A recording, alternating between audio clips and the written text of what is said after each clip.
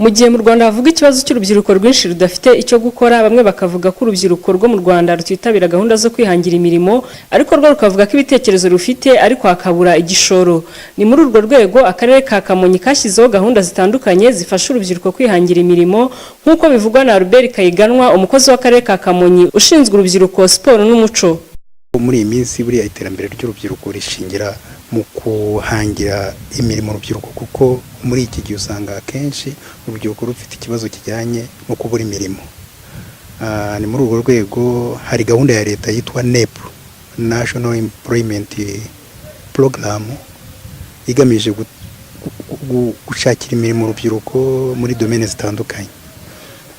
Niyo tugendamo rero nk'aha mu karere ka Kamonyi. Nyamara nubwo Albert Kayiganwa ushinzwe urubyiruko, siporo n'umuco mu karere ka Kamonyi avuga ko hari gahunda zashyiriweho urubyiruko kwihangira imirimo, urubyiruko rwo muri aka karere rwo ruvuga ko izo gahunda rutazizi ndetse rutaranazigeraho. Rakada ntabwo turakira. Ntabwo nyizi, maze igihe kirekire rwose ncuruza gutya nzunguza mu muhanda, ntayo nzi, ntabwo ndanayumva. Urubyiruko rwo muri aka karere ka Kamonyi ruvuga ko rwifuza ko gahunda zirufasha kwiteza imbere zarugeraho, kuko babona hari byinshi byabafasha mu kwihangira imirimo, bityo nabo bakabasha kwiteza imbere.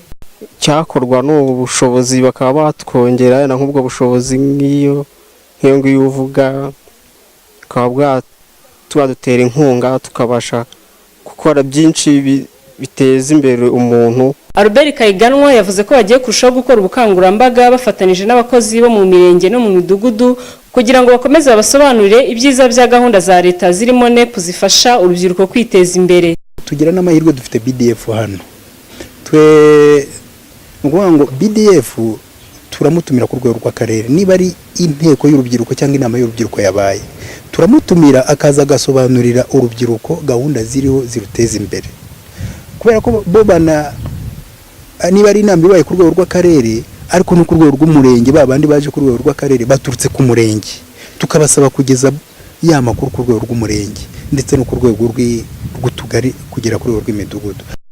Akarere ka Kamonyi gatuwe n'urubyiruko rugera ku 134, 240 gusa nibo bamaze kwiga ubumenyi ngiro bafasha kwihangira umurimo, naho abagera kuri 281 nibo bitabiriye gahunda ya NEP. Ubwitabire bukaba buri ku kigereranyo cyo hasi, kuko kugeza ubu ubwitabire bwa NEP mu karere ka Kamonyi butaragera no kuri 50%. Diane Nahimana, Clouds TV.